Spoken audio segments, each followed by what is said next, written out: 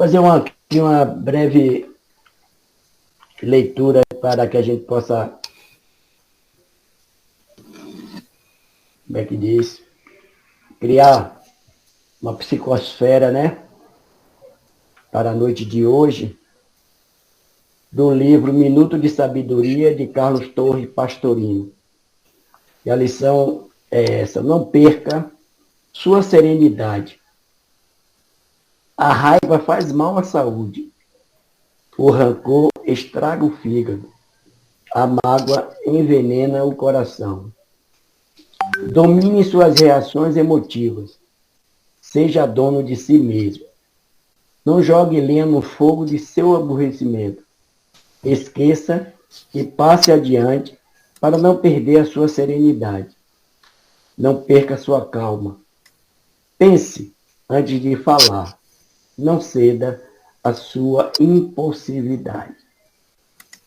Interessante que essa lição, hoje acontecendo em Miguel Calmon, eu não pude participar, que era justamente um grupo de... Não pude participar porque eu já estava aqui com um compromisso na sala. E um grupo de psicólogos, justamente para trabalhar a emotividade. O que a gente está precisando, acho que a humanidade de um todo, é educar as nossas emoções. E aí, abri essa lição, e agora é que eu estou percebendo que nessa lição tem muito a ver com a participação hoje à noite de ir lá para esse encontro. Então, realmente, o que mais está precisando é que a gente domine as nossas reações. Porque precisamos agir com calma, com paciência, pensar antes de falar. E a maioria de nós ainda, infelizmente, não dominamos esse processo emotivo que ainda carregamos, né? E às vezes o desastre ocorre, as consequências, melhor dizendo, ocorre com a saúde, né? Então, quando a gente percebe que está com problema na saúde, no fígado, em algum órgão, a gente sabe que foi justamente pela falta da calma, da tranquilidade, da observância, e a gente se inclina muito para o mal, infelizmente ainda. Boa noite a todos que estão chegando. Então hoje, meus queridos irmãos, a todos que estão aqui na sala, né? Sejam todos bem-vindos. Hoje nós temos a satisfação de receber, eu acho que é mais de uma vez, né? Ou é a primeira vez, Silvana? Não, já é a segunda. Segunda vez. Então, nós temos hoje a segunda oportunidade de estar com a nossa irmã Silvana Pádua, que é da Associação Espírita Obreiro da Fraternidade de Cruz das Almas, e vai trazer para nós, hoje à noite, um tema bastante relevante, né? Não choreis por mim. Esse foi um grande mestre que deixou essa mensagem.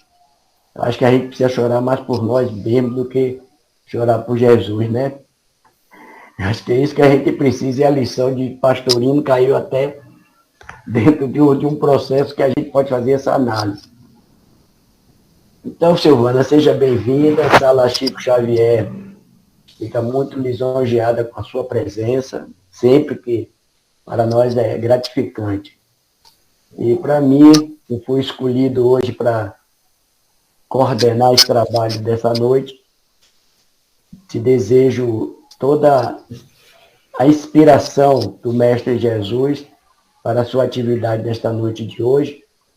E acho que está abrindo, né, esse ciclo de palestra, as mensagens do Calvário. Não é isso, Silvana? Isso então, mesmo.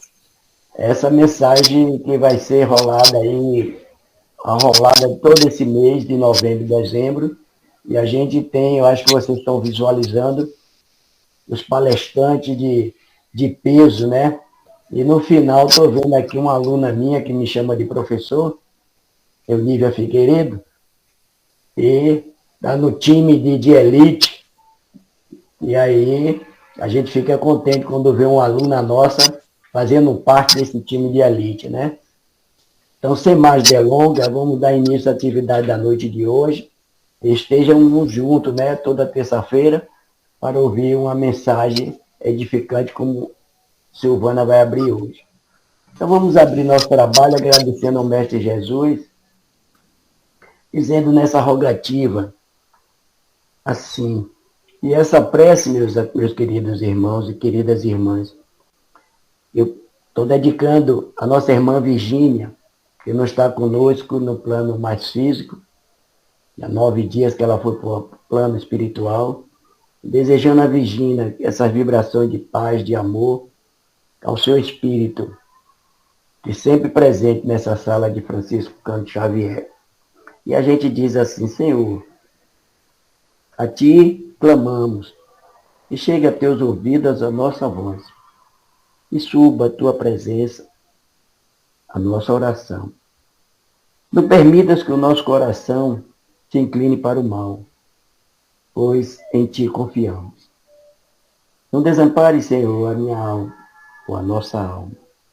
Tu és o nosso refúgio, atende o nosso clamor. Não nos deixes apartar de Teus olhos. Desvia de nós a falsidade da boca, que os nossos caminhos sejam retos, porque a verdade é como a luz da aurora.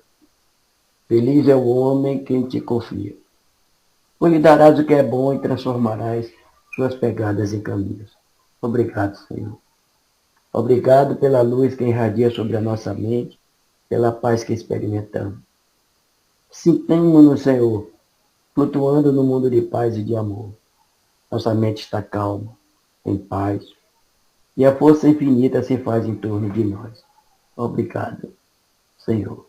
Essa é uma rogativa muito significante que é do irmão Jerônimo, no livro Momento de Reflexão.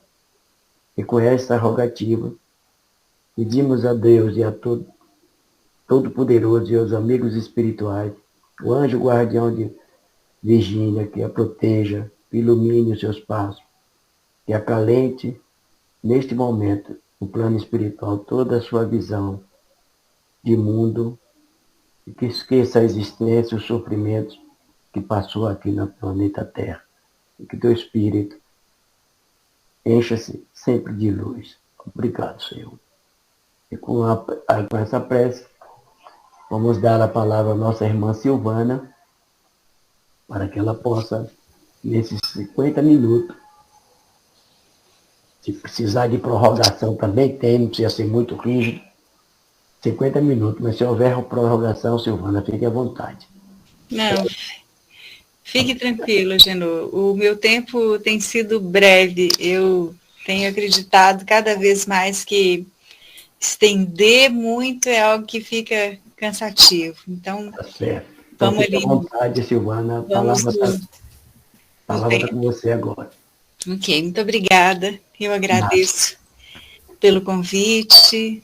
É sempre uma alegria trabalhar na divulgação do Espiritismo e rever pessoas conhecidas, pessoas amigas, que às vezes a gente nem conhece pessoalmente, mas vai se familiarizando nos encontros, nas lives, e vai estabelecendo esse vínculo de proximidade, mesmo sem ter se conhecido materialmente, mas a gente sabe que, na verdade, o que permanece são as ligações espirituais, e essas vão além da matéria.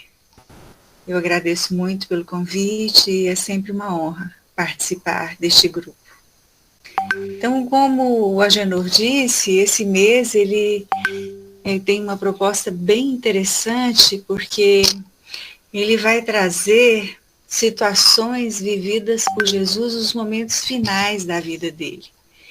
E mais interessante ainda é que Jesus ele veio ao mundo com esse propósito de ensinar. Quando o moço o aborda dizendo, bom mestre, ele indaga, Por que me chamas bom?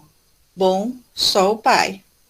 Mas ele não faz nenhuma referência ao termo mestre, porque realmente esse foi um dos propósitos, né? Se a gente vê no Livro dos Espíritos, na questão 625, qual guia e modelo que Deus ofereceu à humanidade, qual o ser que Deus ofereceu à humanidade como guia e modelo, qual a referência, os Espíritos respondem: vede Jesus, guia, modelo, aquele que nos mostra, que nos sinaliza o caminho, aquele que nos ajuda a enxergar coisas que nós temos dificuldade de fazê-lo. E não é diferente nesse momento. Então, nós aprendemos com o nascimento dele, quando nasceu, tem ali lições implícitas nesse momento. Aprendemos durante a sua passagem pela Terra, nos registros que nós encontramos, sempre com lições profundas e significativas. E aprendemos também nestes momentos finais, que nos trazem ensinamentos profundos, essenciais, para que a gente tenha uma sintonia com essa grandeza deste ser. Então, essas reflexões que são propostas nesses estudos deste mês, elas podem nos trazer informações importantes sobre temas muito importantes também: fé, perdão, compaixão, sofrimento humano, sede espiritual, cumprimento da missão e entrega total a Deus. E hoje, especificamente, nós vamos ver um trecho registrado por Lucas, no capítulo 23, versículo 28 a 32. Jesus voltou-se, então vamos contextualizar. Ele estava naquele momento final da sua existência, caminhando ali para a culminância de um processo doloroso da crucificação, que culminou com a crucificação, e no entorno a multidão ia se aglomerando e assistindo toda a cena. A gente lendo o registro bíblico de Lucas e pensando na situação, consegue imaginar a angústia daqueles que o amavam. Primeiro que as pessoas consideravam Jesus, e realmente era, né, um ser excepcional, fora do padrão. E muitos talvez não acreditassem que aquele fosse o fim. Porque como ele era uma pessoa muito fora do padrão, demonstrando uma elevação grande e uma conexão com Deus, é difícil você aceitar e entender que alguém que vive uma conexão desse porte passe por uma situação tão sofrida e difícil como essa que Lucas vai relatar. Então, no entorno dele, uma grande multidão do povo e, sobretudo, de mulheres. É interessante isso, né? Essa é uma característica de Jesus.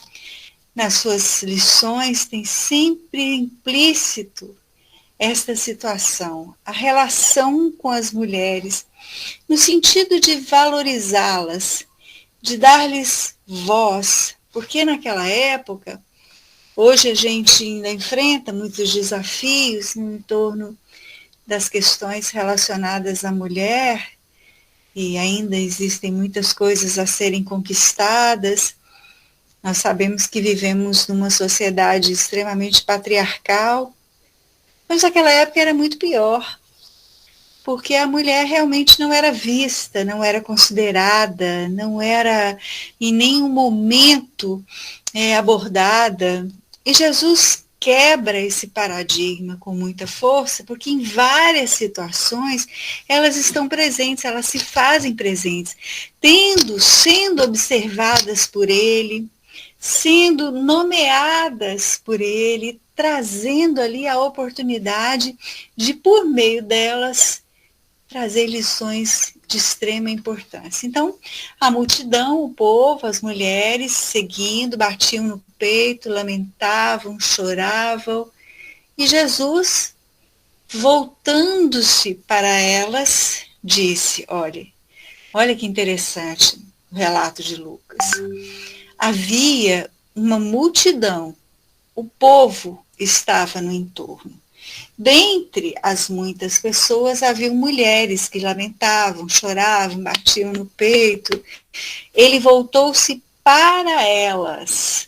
Está vendo como ele fazia questão de trazer à tona a mulher, de colocá-la em evidência, não para constranger, não para deixá-la numa situação complexa ou vexatória, mas para mostrar que todos são dignos da sua atenção, do seu apreço, da sua mensagem e consideração.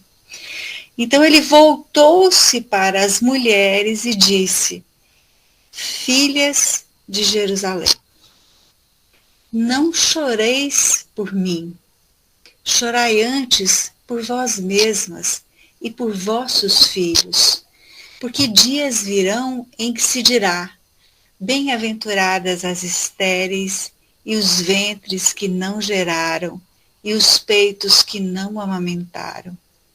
Então começarão a dizer aos montes, cai sobre nós, e aos outeiros, cobre-nos, porque se ao lenho verde fazem isso, que se fará ao seco? É uma fala forte, enigmática, que precisamos considerar e observar com muita atenção, partindo de pedacinhos, considerando o contexto, mas também tentando entender o que está por trás dessa frase de Jesus, essa fala de Jesus, que aparentemente parece uma profecia. Parece que ele profetizava. Inclusive, é visto por muitas pessoas dessa forma, né? Como se fosse uma profecia, algo que ele estava prevendo. É importante lembrar que nesse capítulo 23, Lucas vai narrar o encontro de Jesus com Herodes, mas antes com Pilatos. E Pilatos pergunta para ele, acho tão interessante esse momento, tu és rei? E ele responde, Pilatos pergunta, tu és o rei de Israel? E ele responde, tu o dizes. Ele não fala, sim, eu sou, não sou, como em alguns outros momentos nós vamos ver que ele traz à tona a questão do reino de Deus, ele meu reino não é desse mundo, mas nesse momento ele não entra na conversa, ele se abstém de conversar, ele está reflexivo, pensativo, observando as situações. Essa é a única fala dele. Depois, Pilatos não vê crime, manda para Herodes. Herodes se entusiasma, achando que ele vai trazer reflexões, previsões importantes, porque Herodes tinha um lado místico, tanto que a relação com João Batista era uma relação bem cheia de nuances. Mas Jesus não fala nada, ele não diz nada. Ele está em silêncio. E nesse momento, ele faz essa observação para as mulheres. Filhas de Jerusalém, não choreis por mim.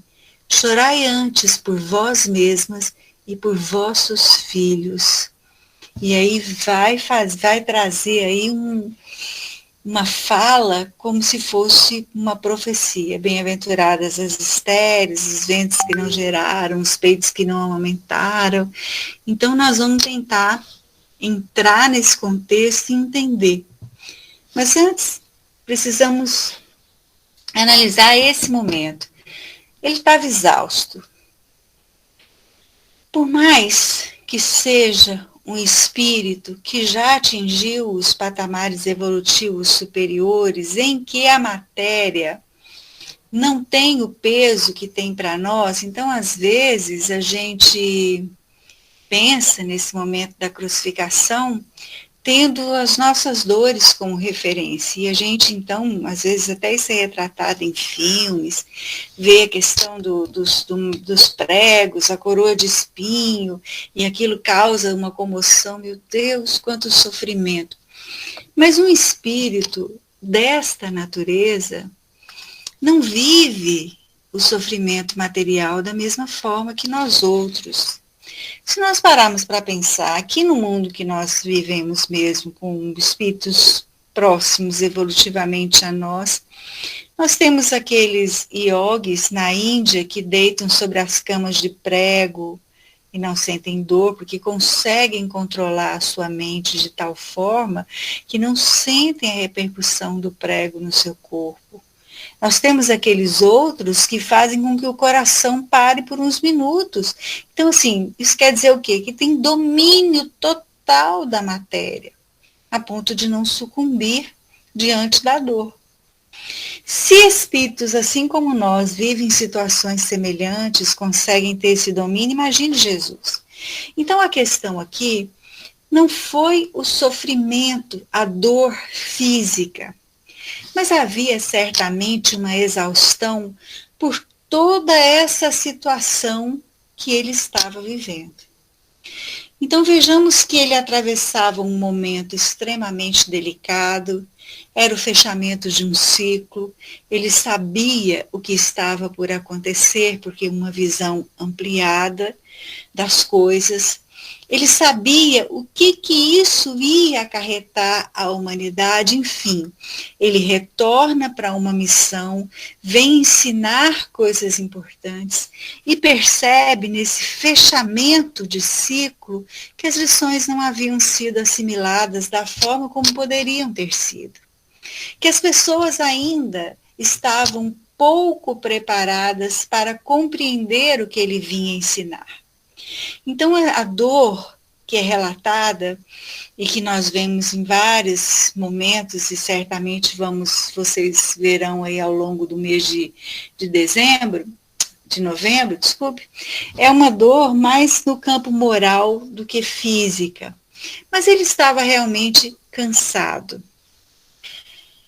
E ali, diante daquela circunstância, ele passa pelas pessoas, vê as mulheres chorando, as mulheres que tinham afeição por ele, que tinham sido sempre valorizadas, consideradas, choram pela sua dor, e mesmo diante dessa situação, ele se volta para elas para ensinar.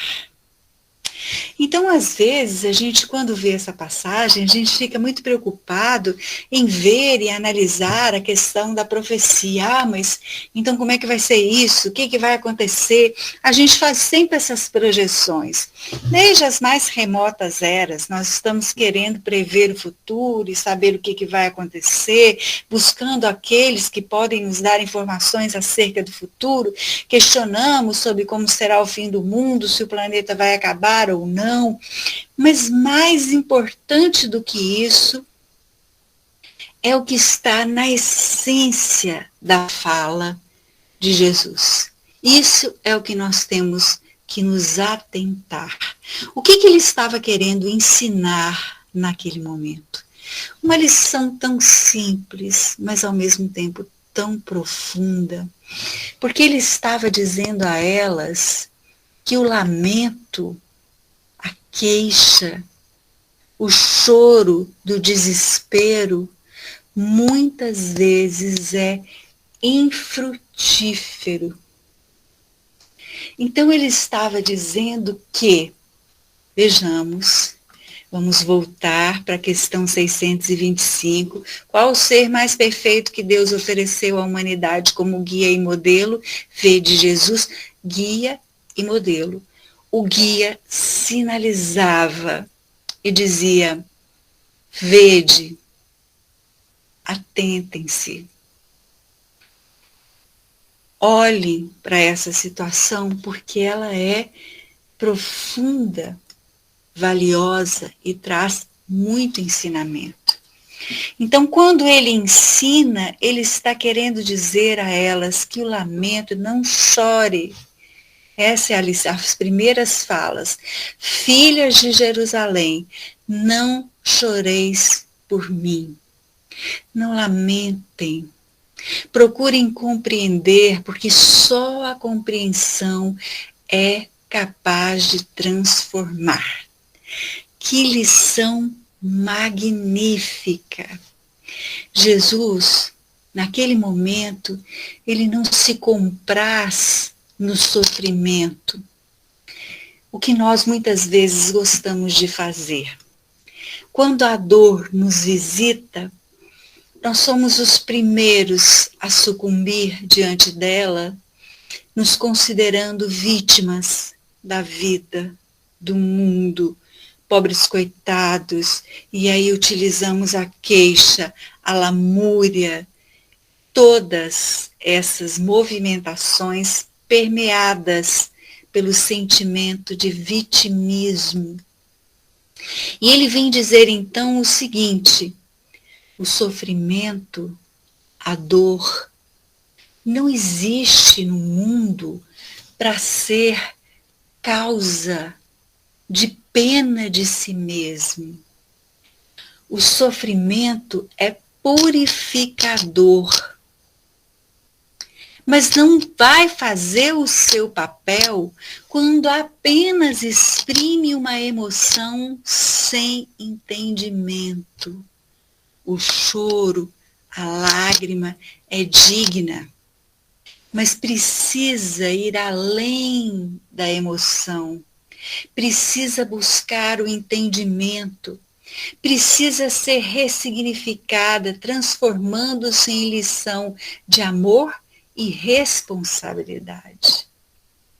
Então, naquele instante, Jesus, na sua sutileza, denunciava com brandura e doçura a cegueira moral da sociedade que o acompanhava naquele momento e o acompanha até hoje.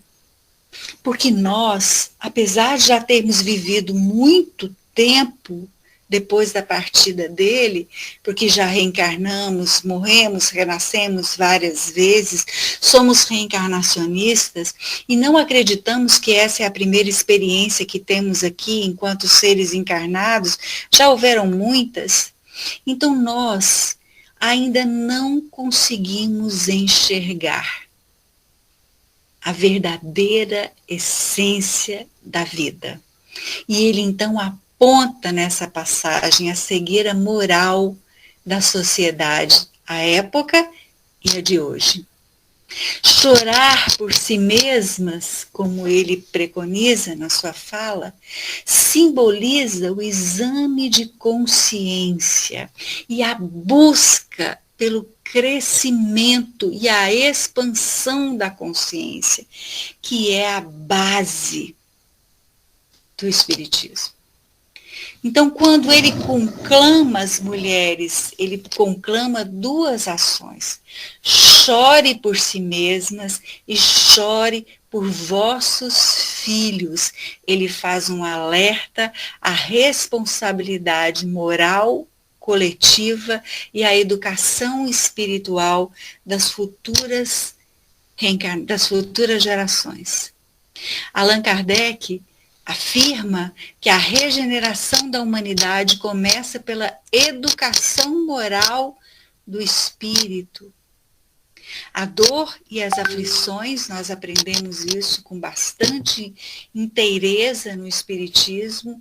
Dor e aflições futuras são consequências das ações de hoje, dentro de uma lei que é muito maior do que todos nós, que é a lei de causa e efeito.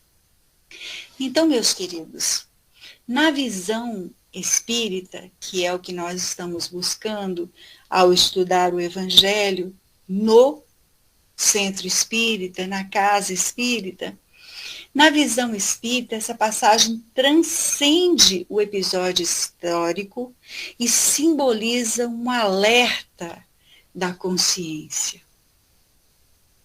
Não choreis por mim, o espírito puro, já num patamar muito mais elevado do que todos aqueles que estavam ao seu alcance, vem a partir da sua dor ensinar que ele não necessitava da compaixão humana, porque ele compreendia o valor do que ele estava vivendo. O seu sofrimento não era castigo, mas era testemunho. Então, esta lição que Jesus estava dando naquele momento cai sobre nós nesse instante, apesar da distância que nos separa, ele está a anos-luz à nossa frente. Mas nós vamos um dia chegar lá, estamos caminhando para isso, e temos o privilégio deste guia da humanidade nos mostrar os pontos importantes que temos que nos atentar. Jesus está em plena sintonia com as leis de Deus. Como disse a princípio, a dor física não afetava como afeta a nós outros. A consciência expandida, iluminada, unificada com o Pai, dava-lhe domínio total da matéria e também do espírito. Ele sabia que aquele instante seria a porta para a renovação espiritual da humanidade. Assim, chorar por ele seria uma emoção piedosa, mas sem entendimento. Então, quando nós vamos compreendendo as emoções, elas fazem parte da nossa vida. Inclusive, nós temos uma área no cérebro que é responsável pelas emoções. Os animais também têm. O cérebro, ele é a forma de comunicação com a vida material. O espírito, para viver na matéria, ele se utiliza de um corpo físico e ele utiliza o cérebro como meio pelo qual ele vai acessar a vida material. Os animais também têm um cérebro, e o cérebro dos animais é semelhante ao nosso, com exceção de uma parte que, pela evolução, o ser humano alcançou e o animal ainda não, que diz respeito a essa parte aqui frontal. Então, na parte dos que guia os automatismos, aonde se encontram as emoções, nós temos e os animais também têm. Os animais também têm medo, os animais também têm raiva, eles têm tristeza, eles têm alegria. Então, são emoções que norteiam a vida do ser humano. O verdadeiro pranto é o da consciência desperta. É daquele que chora, mas compreende. E nós, enquanto seres em evolução, devemos nos preparar espiritualmente, educando sentimentos e pensamentos para que possamos adentrar num mundo melhor. Então, quando nós vemos essa passagem, nós vamos encontrar uma questão bastante importante, porque Jesus, e vamos trazer essa reflexão agora, Alberto nos pediu que trouxéssemos essa questão também à tona, e ela está implícita na lição, porque ele está falando para mães e filhos. Mães e filhos compõem uma família. Então, quando nós estudamos o Espiritismo, nós aprendemos que a família é uma instituição destinada à reeducação dos espíritos. Então, quando nós renascemos e voltamos e vamos futuramente constituir uma família, vamos receber aqueles espíritos que nós temos o compromisso de educar e encaminhar para Deus, para o bem. Então, esta é uma proposta que temos na vida enquanto seres encarnados. Os laços de família são fortalecidos pela reencarnação.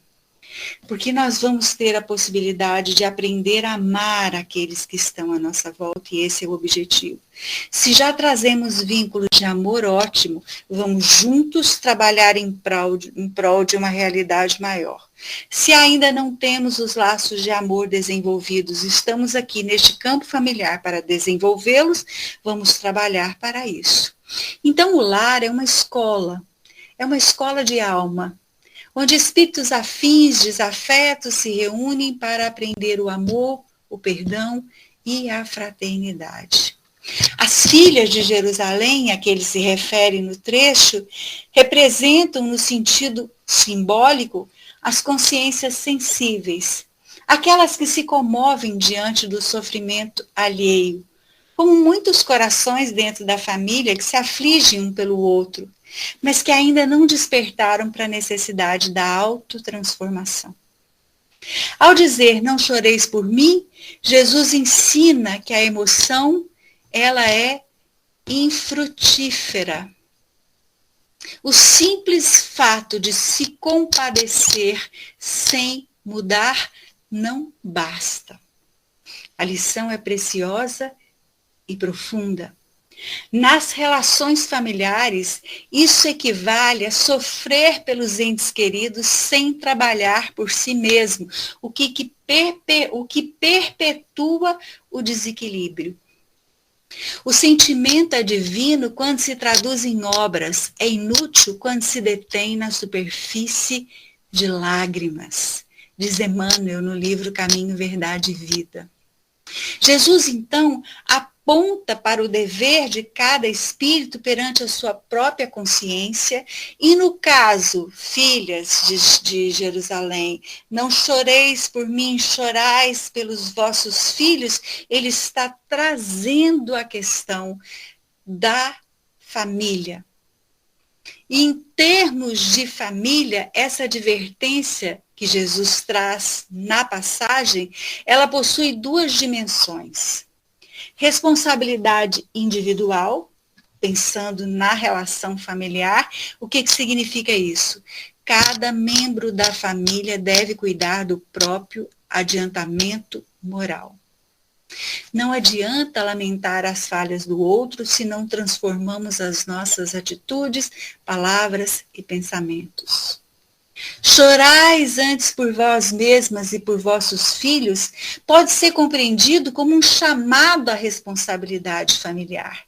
Aqui Jesus aponta o dever de cada espírito perante a própria consciência e a sua prole espiritual. Então, vejamos que interessante. Muitas vezes, nas relações familiares, nós responsabilizamos uns aos outros. Pais responsabilizam filhos, filhos responsabilizam pais e mães. Ah, eu sou assim porque minha mãe me criou desse jeito, porque meu pai fez isso. Isso é muito comum de ver e ouvir. Mas o que a passagem está nos chamando a refletir é que cada ser é responsável por si e pelas escolhas que faz. Então, quer dizer, vocês poderiam perguntar, vão poder perguntar daqui a pouco, nós vamos abrir um espaço para trocar ideias. Quer dizer que o pai e uma mãe não têm responsabilidade pelos seus filhos até determinado ponto. Porque nós vamos ter ali, na infância, na adolescência, o dever de encaminhá-los para o bem. Chega num determinado ponto que a caminhada e as escolhas são deles. Então nós damos todo o subsídio, nós damos a base, como se fosse uma construção de uma casa. Vamos construir uma casa, então trazemos a pedra, fazemos a parte dos ferros ali, construímos a estrutura. Se essa estrutura é forte, ela vai aguentar intempéries, dificuldades. Então, o nosso trabalho é, enquanto pais e mães, nessa responsabilidade coletiva, é alicerçar essa casa em bases fortes. O acabamento é feito por cada um. Depois que recebemos essa base, as escolhas que vamos fazer, nós próprios, individualmente, vamos arcar com elas. Pais e mães arcam com as consequências da vida de seus filhos quando não oferecem um bom alicerce nessa construção. Quando são presos pelas emoções, quando se paralisam diante das dificuldades e não conseguem transcender para o que é mais importante na vida, que é trabalhar nessa construção de modo consciente e coerente com tudo aquilo que vem aprendendo acerca da vida verdadeira, que é a vida do Espírito. Cada um é o construtor do próprio destino. O verdadeiro choro por si mesmo, chorai por vós mesmas, é o reconhecimento das imperfeições, do orgulho, do egoísmo, da paciência e o esforço sincero de transformação, que não é rápida, que não acontece do dia para a noite, mas que ocorre a partir do momento que nós nos enxergamos, que nós nos vemos, que olhamos para nós próprios e constatamos: eu sou uma pessoa ciumenta. Meu filho começa um relacionamento com uma moça, namorando, apaixonado, e aquilo mexe com as minhas estruturas mais profundas de mãe, e eu penso: como ele pode amar alguém além de mim? Eu sou a mãe. Eu criei, eu passei noites em claro, eu não dormi quando ficava doente. E aí, com isso, a gente não expande a consciência e volta-se para si mesmo pensando: estou com ciúme. E quando nós fazemos esse exercício de voltar para nós mesmos, detectando a emoção desequilibrada, nós não crescemos, não avançamos. E aí, não conseguimos viver a experiência familiar fazendo o que é preciso no quesito responsabilidade individual. E vamos perder a chance de crescer e avançar. O outro tipo de responsabilidade que a vida familiar nos permite viver é a responsabilidade parental. Os pais e as mães são instrumentos de Deus na reencarnação e são encarregados de ajudar o espírito reencarnante a reencontrar o caminho do bem. E vão fazer isso à medida que os filhos estão tenros e têm a possibilidade de compreender e de fazer diferente daquilo que já vem fazendo em outras e outras vidas. Se nós pensarmos na questão familiar, para irmos encerrando essa nossa parte de exposição, nós podemos entender também que o lenho verde a que Jesus se refere, se fizerem isso ao lenho verde, o que dirá o lenho seco? Sim, o lenho verde simboliza o lar espiritualizado, onde há compreensão, oração, esforço mútuo, mas que ainda assim enfrenta desafios, enfrenta sofrimento. O lenho seco representa o lar desprovido de espiritualidade, endurecido pela indiferença, pelo materialismo, pelo egoísmo. Nesse ambiente, os conflitos se multiplicam e as almas se enfraquecem. Portanto, meus queridos e minhas queridas, a dor no lar é instrumento de aprendizado. Muitas vezes choramos pelas dores dos familiares sem compreender que elas são necessárias para o resgate e a evolução dos envolvidos, como aquelas mulheres não compreenderam a dor de Jesus. A compaixão deve ser ativa e não apenas se deter no lamento, na queixa, no desespero. Compaixão ativa significa acolher, ajudar, mas não substitui o aprendizado que cabe ao outro. É ele que tem que viver. Ninguém vai passar por ele. Ele é que tem que passar pela experiência da dor. O exemplo é a forma mais alta de evangelização. E isso Jesus veio ensinar em todos os instantes, tanto que viveu todo esse processo de martírio para nos ensinar. Em se tratando da relação de pais e filhos, ambos aprendem na convivência. E nós precisamos entender que esse aprendizado se dá muito mais pelo exemplo do que pela fala. Bom, já estamos aqui, Agenor, 8h30, não é? Que é na minha cabeça ficou essa proposta, a Adalberto havia me dito, 15 minutos para que, caso haja alguma fala, alguma indagação, uma interação, a interação é sempre importante, né? Certo. Vontade, tá? Eu acredito que com a sua exposição, né, a gente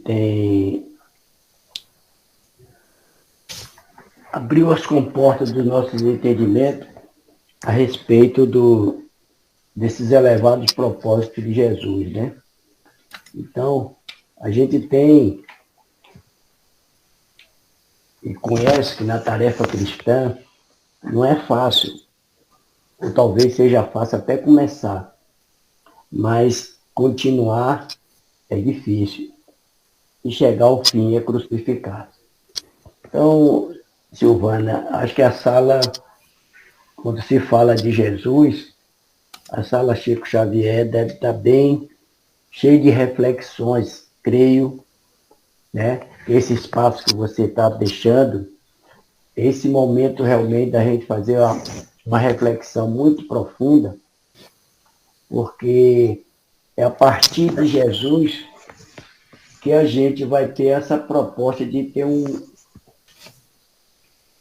propósito também, de buscar esse conhecimento em nós mesmos sobre tudo aquilo que a gente lê, estuda e ouve sobre Jesus, né? Então, meus irmãos, queridos irmãos e ex-irmãs, fiquem à vontade, se tiver alguma observação, alguma pergunta, porque foi um tema bastante reflexivo, para que vocês possam aproveitar esta noite e não deixar só Silvana falar sozinha. Ela veio dar uma exposição, mas também abrir o espaço para ser questionado. Para troca, né? Essa troca é importante. Tem pessoas aqui nessa sala que têm trocado bastante em outros grupos, Fidelis, Dirce, a gente já esteve juntos em outro grupo, sempre trazem contribuições muito importantes para a fala, e outros tantos, né? Estou vendo Fidelis e Dirce aqui que tem encontrado em outras salas e tem sempre... Eu vou abrir o leque de reflexão para ver se as pessoas tomam coragem, que fiquem à vontade também. Silvana, eu já ouvi, né? Porque às vezes a gente pega a Bíblia, lê, faz uma reflexão. Eu já ouvi e não foi na área espírita não, evangélica. Diz que esses lamentadores, ou essas lamentadoras, eram pessoas que eram contratadas para fazer o espetáculo de tristeza. Uhum. Aí, eu não sei, eu já ouvi essa por parte dele, né? E aquilo me chamou bastante atenção, que naquele tempo, porque só Lucas que relata isso, a gente não vê em Mateus, a gente não vê em João, a gente não vê em Marcos. E Lucas, ele narra essa passagem, e esse irmão evangélico dizendo que é um espetáculo que eles faziam naquele momento de tristeza, que era próprio do sinédrio, né? Então, Jesus aí diz assim: pare de chorar, porque eu não preciso e não tenho necessidade da sua insinceridade. O que é que você me diz? Será que tem algum ponto de apoio dessa visão?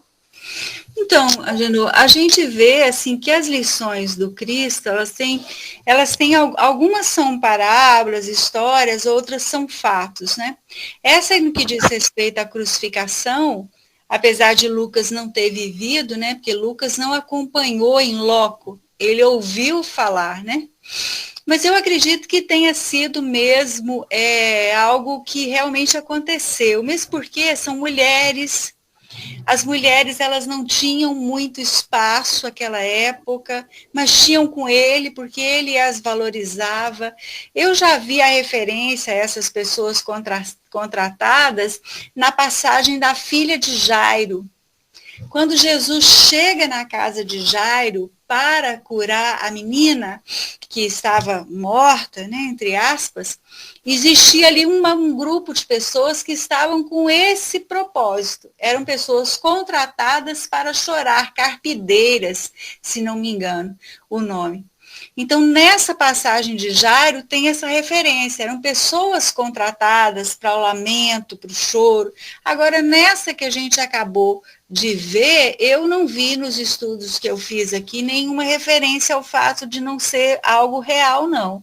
E me chama a atenção o fato de serem mulheres, porque realmente as mulheres não tinham muito espaço naquela época, né? O espaço que tinham, ele dava.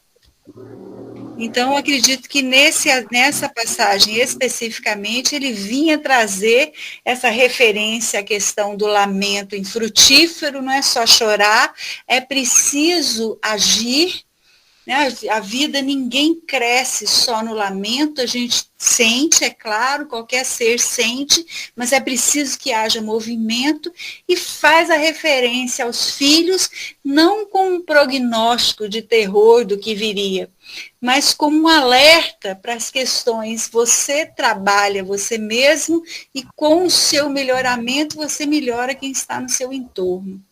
Se não faz isso, aí sim você vai chorar por você e pelo outro.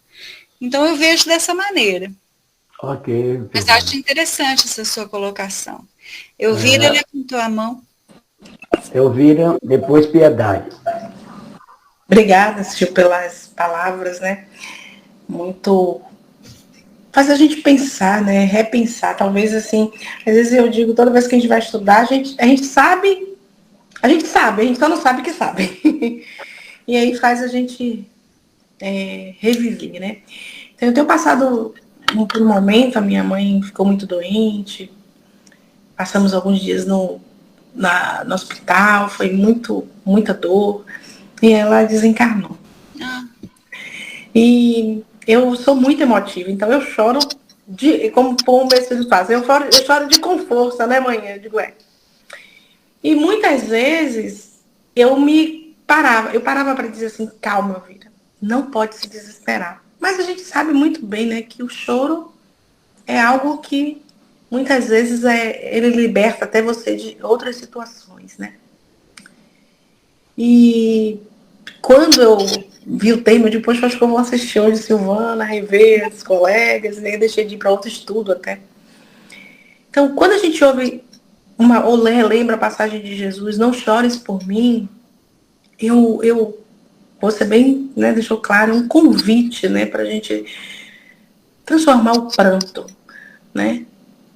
Você acha que a gente na dor, não, você acha não, né? Você acredita, você acha que a gente consegue na dor pegar essa frase de Jesus, não chores por mim, né, que é um convite realmente a transformar o pranto em tantas outras coisas, ajudar os que sofrem, né, por exemplo, a ter ação nos momentos de dor, né? A gente sabe que a gente tem que não deixar o pranto nos dominar. Até Emmanuel fala, né? Não deixa o pranto, não deixa seja dominado pelo pranto, trabalha e ama. Eu acho que eu trabalhei uma vez uma mensagem de Emmanuel, não lembro, né? Mas você acha que a gente consegue, nos momentos de dor, transformar esse choro em ação em favor do próximo? Eu acho que a gente tá aqui para aprender. Mas não acho que seja em favor do próximo, não. Eu acho que o primeiro movimento, Elvira, é em favor de nós próprios. Eu acho que eu vejo na passagem, né, até eu nunca tinha falado essa passagem, para mim foi muito aprendizado mesmo, porque eu não tinha falado sobre ela ainda. E à medida que eu fui vendo, lendo, refletindo, eu fui entendendo algo que eu acho assim fantástico. Às vezes a gente preocupa muito em fazer pelo outro, mas acho que o primeiro movimento é fazer pela gente mesmo. Então, esse não chore por mim, chore por você mesma. Você precisa reconhecer onde está a sua dor. Precisa reconhecer o que está por trás dessa dor. Precisa aceitar sua fragilidade diante da dor. E esse é o movimento.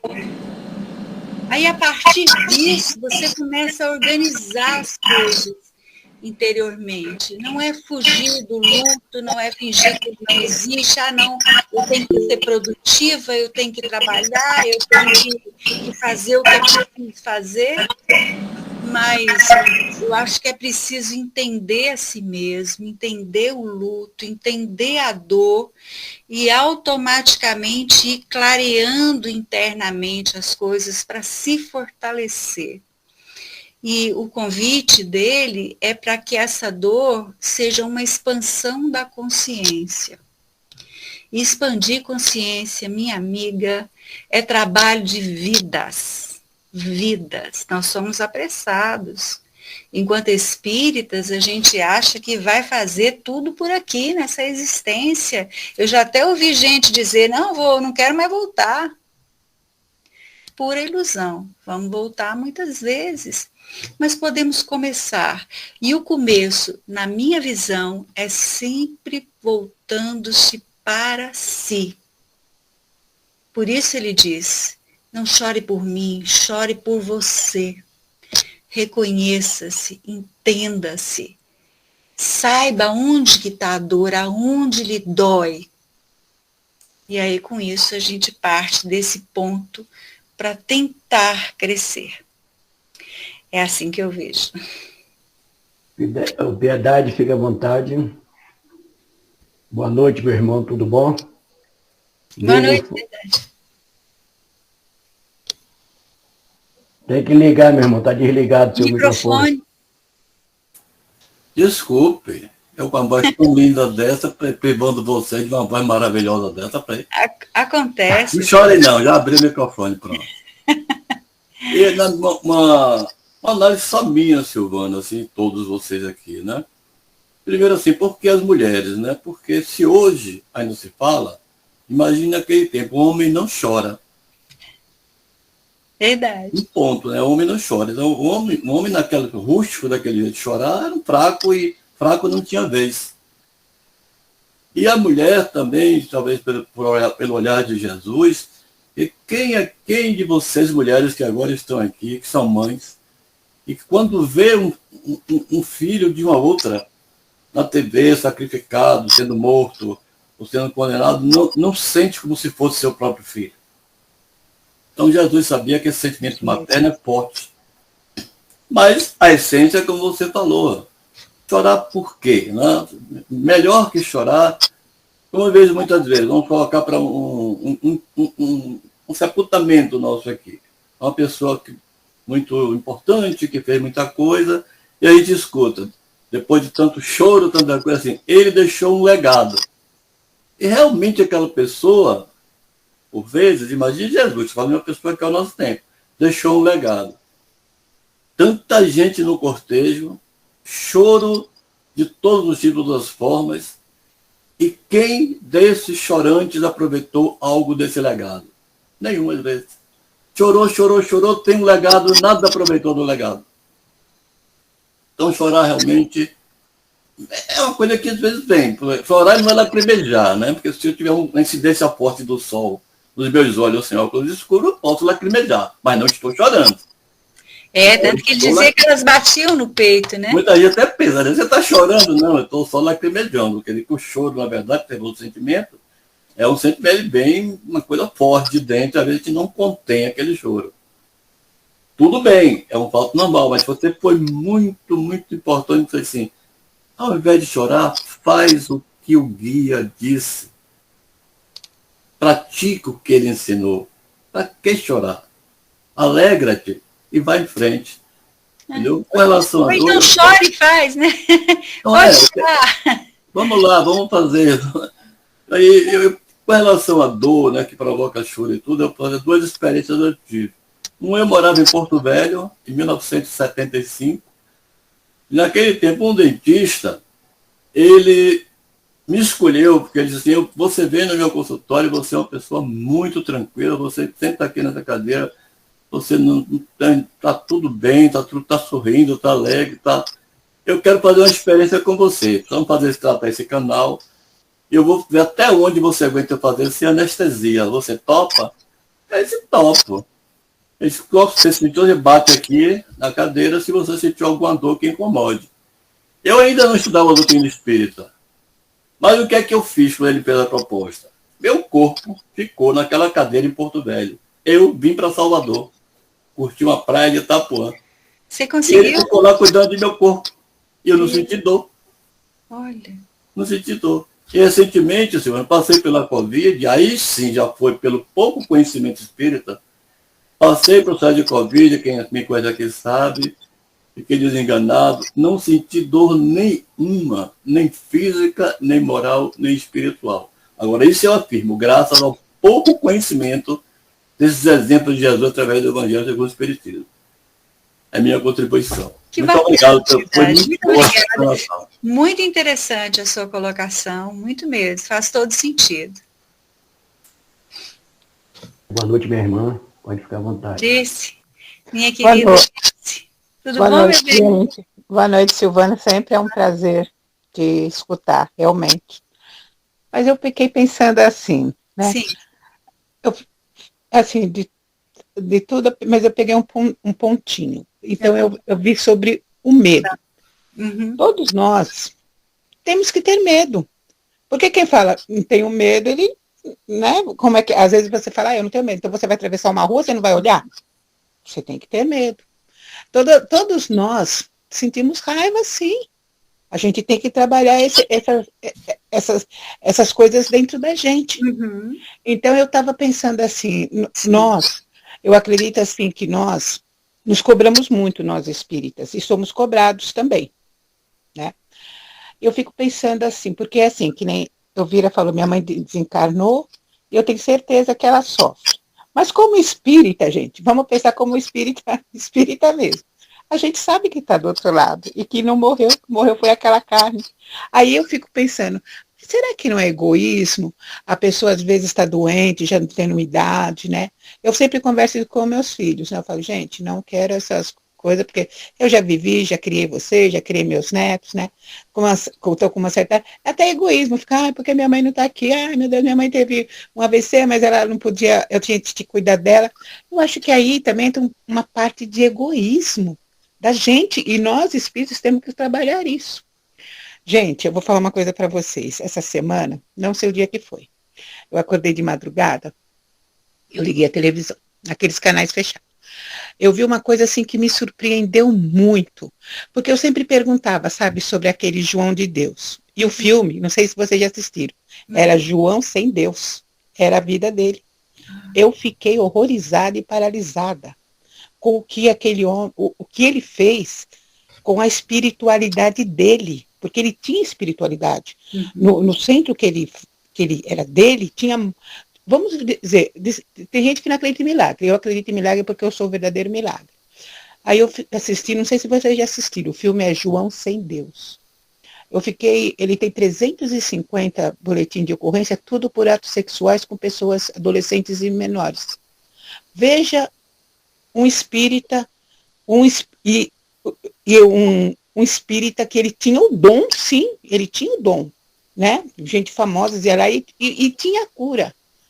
Aí eu fiquei assim, impressionada, assim, aí eu fiquei pensando, meu Deus do céu, nós espíritas, nós temos uma responsabilidade tão grande para conosco mesmo, para não nos perder, e depois não passou isso. Eu vi um filme que passava o umbral. Aí eu pensei, Senhor, me livra desse lugar, mas provavelmente eu vou passar por lá, né? Então, eu fico pensando assim, gente, nós espíritas, nós temos assim, assim, e pior, é que nós sabemos, Chico Xavier já falou que lá no umbral está cheio de espírita, né? Pelo orgulho, pelo egoísmo, porque às vezes o espírita, ele tem um cargo, ele é palestrante, ele leu, e ele leu mesmo. Tem espírita aí que leu, não é meu caso não, gente. Né? Aí ele acha que ele é melhor, sabe? Às vezes eu vejo, eu conheço pessoas assim, né, que são espíritas e são o dirigente do centro, né? Aí eu falo, ai, que besteira, né? Então eu fico pensando assim, que, gente, nós espíritas, eu acho que nós pecamos duas vezes sim, porque nós sabemos o que trabalhar e como trabalhar, nós temos a ferramenta.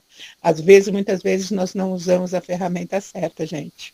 Então, eu sempre fico me questionando, e às vezes eu me cobro um pouco e falo, meu Deus do céu, eu não consegui, sabe? Porque eu não sei vocês, eu tenho raiva sim, eu choro a morte sim, até hoje eu choro pessoas que desencarnaram, até hoje ainda eu choro, e falo, meu Deus, está em outro lugar, estava doente, melhor que partisse, porque eu, se um dia eu assim, tiver uma doença, assim, de alguma coisa que eu não possa fazer minhas coisas, eu falo, Senhor, eu quero ir embora. Então eu vejo egoísmo nas pessoas espíritas também, e muito, sabe, egoísmo, falta de caridade, sabe, assim, vaidosos, orgulhosos, que nem, não estou me tirando, não estou me tirando não, gente, eu estou falando assim, por mim, né, eu estou aprendendo. E eu acho assim, que a pessoa fala assim, mas tem pessoa que tem 30 anos, assim, não importa, eu tenho pouco tempo, mas eu já sei que a chave de fenda aperta o parafuso, e por que eu não uso a chave de fenda certa? E é isso, gente. É isso mesmo, minha querida, mas sim, o Espiritismo, ser espírita não nos livra de nenhuma dessas coisas, né? Nós somos humanos. Independente antes de sermos espíritas, nós somos humanos e temos mesmo medo, raiva. O exercício que nos cabe agora é entender e enxergar, sabe disso? Isso em nós. Porque a gente só consegue lidar com o que a gente vê. Enquanto eu me acho um poço de virtude, eu não vou lidar com nada que é ruim, porque eu só tenho virtude, então estou ótima, estou muito bem, está tudo ótimo. Mas não é assim. Aqui nesse planeta ninguém é poço de virtude, senão a gente não estava aqui. Não se preocupe com umbral não, minha querida. Umbral é uma construção mental. Construa boas coisas, que é o que você tem feito, inclusive isso que você faz com seus filhos, preparando-as para o seu desencarne, é uma coisa muito bacana e que vai lhe contar muitos pontos quando você deixar aqui o seu corpo. Porque a gente precisa encarar essa realidade, precisa parar de fugir dela, precisa entender que é um fato para você, para mim, para todos nós. E esse é o caminho mesmo. Silvane, tem uma coisa que eu sempre penso assim e tenho me policiado nisso. Muitas vezes, nós que não sou palestrante, acho que nem você também, a gente passa uma mensagem, a gente passa alguma coisa, a gente conversa, então as pessoas conhecem a gente, depois as pessoas falam, assim, as pessoas nos agradecem, falam palavras, assim, que a gente às vezes fica um pouco assim, fala, nossa, será que eu sou tudo isso? E a gente tem que pensar, será que eu sou tudo isso? Porque se a gente pensar que a gente é tudo aquilo que a pessoa falou, porque a pessoa gosta da gente, a gente vai ter a vaidade acima do que a gente precisa. Verdade. Então eu vejo assim, que um dia a pessoa me mandou uma coisa de agradecimento, de amor, essas coisas assim, aí eu mostrei para minha filha, olha gente, minha filha ainda é mais nova ainda. E ela falou, mãe, cuidado com a vaidade, entendeu? Porque assim, a pessoa está falando, mas não deve deixar subir essa cabeça, porque assim, às vezes a pessoa assim, vai no lugar, a pessoa é bem recepcionada, que somos, né? Aí a pessoa fala, não, mas ali é educação. A gente não tem que tomar muito cuidado com a vaidade, gente, com o orgulho. A gente, principalmente nós espíritas, porque realmente as pessoas, sabe, chegam na gente e falam coisas bonitas e nos beijam de verdade, e a gente sente que é verdadeiro. Então a gente tem que tomar cuidado, gente, com uma coisa muito importante para o ser humano, e principalmente nós que estamos tentando ser espírita. Eu estou tentando, viu, gente? E a vaidade. É isso mesmo. Você está certíssima. Às vezes, quando faz algum elogio, eu penso, pobre, coitada, não me vê, não está me enxergando. Está enxergando uma projeção de algo que não sou eu. Ao contrário que quando às vezes alguém faz uma crítica, eu penso, essa está me enxergando, essa está me vendo, do jeito que eu sou. Porque isso são mesmo, é natural do ser humano, a gente tem que se precaver mesmo. Você tem razão. Achei interessante que vocês conversando, me lembre aqui de Kardec. E Kardec, quando diz o seguinte, quando a ciência, e a gente está vendo, está num momento, né, de grandes transformações, a gente está vivendo um momento de grandes transformações, tanto no mundo material quanto espiritualmente. Agora, quando a gente percebe que o mundo material está acelerado, hoje a gente vê um médico em um lugar, faz uma cirurgia em outro lugar. Então, você vê que o avanço materialmente está crescendo, mas espiritualmente ainda está no ritmo lento. Por quê? Porque às vezes é o seguinte, esse fato da gente dizer assim, perdi minha mãe. Minha mãe está no plano espiritual desde 2009, né? E a saudade está sempre presente, sempre lembrando dos momentos felizes que a gente já teve junto. E continua tendo, porque constantemente eu estou tendo contato com ela através da emancipação da alma. Então, eu acho que quando a gente está dentro da doutrina espírita, a gente tem que seguir mais a razão, a lógica. A gente tem que ter uma lógica, né, para não cair nas armadilhas das ilusões materiais. Porque é o seguinte, o que a gente perdeu, que diz que perdeu, é justamente o físico, o calor, tudo bem. Precisamos chorar de saudade, mas não se lamentar. Eu acho que foi a lição de hoje à noite, foi justamente isso que Jesus diz. Não se lamentem. Chorar é fácil chorar, né? Porque é do ser humano, é a saudade, é a emotividade que cada um carrega, tem outros que nem está aí, mas a gente tem por quê? Porque agora não ficar preso nessas armadilhas, porque sabemos, hoje nós espírita, queiramos ou não, sabemos que o espírito não morre. Então, o que morreu foi a personalidade. Essa personalidade com esse físico que vai ter que deixar aqui no planeta Terra. Então, a emoção, a amizade, o amor, está sempre presente. Então, aí eu creio que nós deveríamos acelerar esse avanço no sentido de progressivo, de que sabemos que em qualquer momento nós estamos com os nossos entes queridos. Então, vamos ser lógicos, vamos ser racionais, para que nós espíritas não tenha um sofrimento, entre aspas, maior do que os outros que não pensam como nós. Os outros que não pensam como nós espíritas, da imortalidade, da sobrevivência, chora, passa por um processo doloroso maior do que nós espíritas. Então, acho que a gente precisa isso, voltar a dizer, precisamos ser lógicos, racionais, para que a gente não sofra com a perda, que não existe a perda.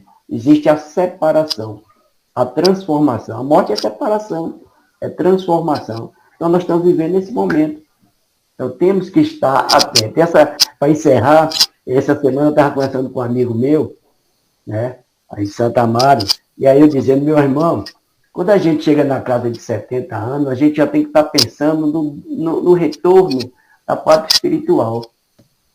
Porque a partir desse momento, a gente tem que fazer uma avaliação do que é que nós estamos fazendo, o que nós fizemos quando éramos jovens e agora. Nós já temos a obrigação de preparar para o retorno. Ah, que nada, você está falando em morrer, até morrer. Eu disse, sim, você não quer, mas vai ter que aceitar essa realidade. Entendeu? Então a gente, no movimento espírita, ainda está com medo de morrer. Aí é que está o problema, né? Eu creio. Verdade.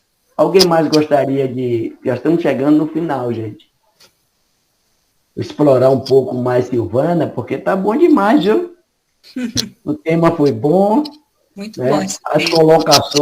As colocações que vocês trouxeram foi excelente. Os esclarecimentos de Silvana, muito coerente, muito sensato. Então, uma noite como essa, a gente não pode perder, não, viu? Então, E aí fazer que nem o outro, vou contar até 3. Se não tiver ninguém 3, vou passar para lá, Silvana, para o encerramento. Mas eu gostaria, eu tenho certeza que vocês... Olha, vou fazer uma observação. Nós espíritas, quando estamos reunidos em família, não precisamos ter vergonha não, gente. Porque nós estamos em família. Nós somos irmãos, não é isso? Nós estamos falando do irmão maior, que é o nosso Mestre Jesus. E por que razão a gente ficar com medo de expressar os sentimentos nossos em razão do entendeu ou não entendeu? É bom. Quando a gente olha, eu não entendi isso não, viu, Silvana? Me explique isso. Não é bom? Isso É bom mesmo. que a gente aprende. E E aí a gente está aprendendo, né? não é, e a gente perdeu o medo, gente, de estar numa sala de irmão, numa família espírita, e com receio de expressar. É por isso que eu gosto de Disse. Disse coloca com naturalidade um sentimento profundo dela. Verdade. Né? Eu gosto muito das colocações de Disse. Com relação a perguntar, gente, eu até acrescento, aproveitando a sua fala, né, que é importante perguntar, porque eu pergunto, e a resposta serve para todos. Pergunta de um, a resposta é para todos. Sim. Mas acontece o seguinte, mas o problema não é que a resposta, às vezes não, viu? Tem coisas que eu posso não concordar, ou outros demais não concordar. Então, não serve, porque nós somos dentro da relatividade, cada um tem seu ponto de vista.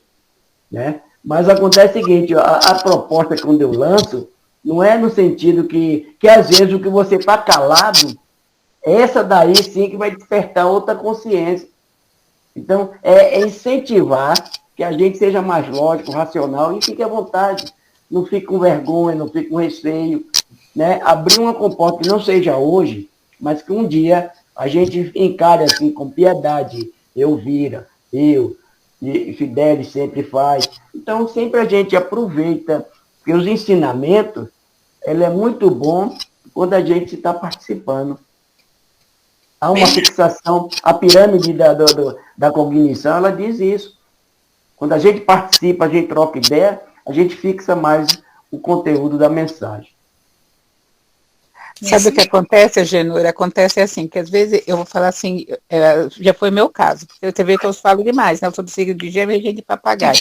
Mas às vezes a pessoa pensa assim, às vezes a pessoa até quer fazer um comentário ou quer perguntar alguma coisa, mas ela pensa o que os outros vão pensar se a minha pergunta não tiver nada a ver com a leitura.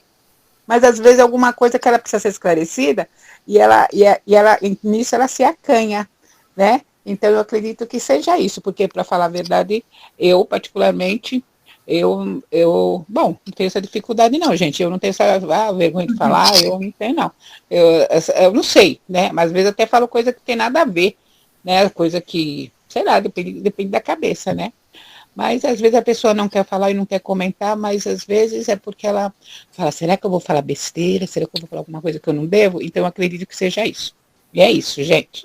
Joana chama isso de herança do passado, né? Porque as religiões que a gente veio, a gente não tinha direito de ter a voz. Então, isso, quem sabe, está ainda enrustido na gente, que a doutrina espírita quer que a gente solte, que a gente participe, que a gente contribua, né? E aí a gente deixa de lado essas heranças que a gente passou e começa agora a exercitar o raciocínio lógico sobre a doutrina espírita, que ela é muito ampla, gente, em conhecimento, e a gente não sabe, acho que uma terça parte desse conteúdo espírita. Então, depois de Elvira, fique à vontade, minha irmã. Depois de Elvira, eu vou pedir a Silvana a gentileza da prece de encerramento, né? Suas considerações finais e a gente aí encerra o trabalho da noite de hoje.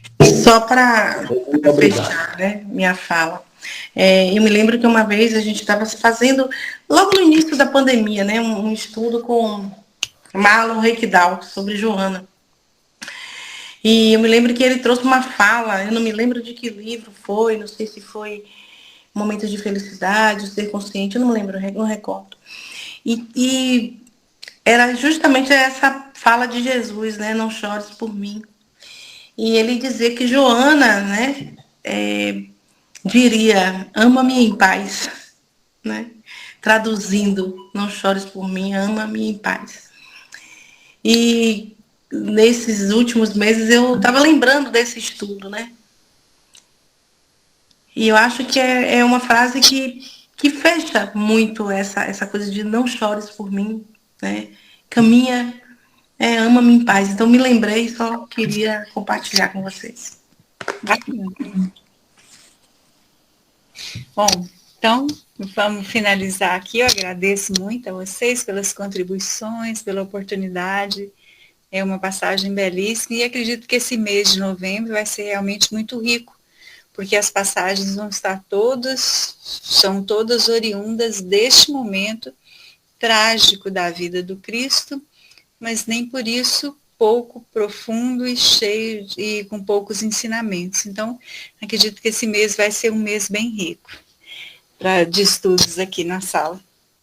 Vamos fazer a nossa prece, então, final, agradecendo a Jesus por todas as lições que o Senhor nos tem oferecido na vida, pelas oportunidades, pela sua presença nos sustentando e amparando, mesmo nos momentos de dor. Reconheces a nossa pequenez, o quanto somos pequenos, e ainda assim vela por nós, nos ampara, protege, sustenta. Por isso nós somos imensamente gratos, Senhor Jesus. Que a sua presença seja sempre o farol a iluminar nossos caminhos, iluminando também a todo este planeta e todos os que aqui vivem, encarnados, desencarnados.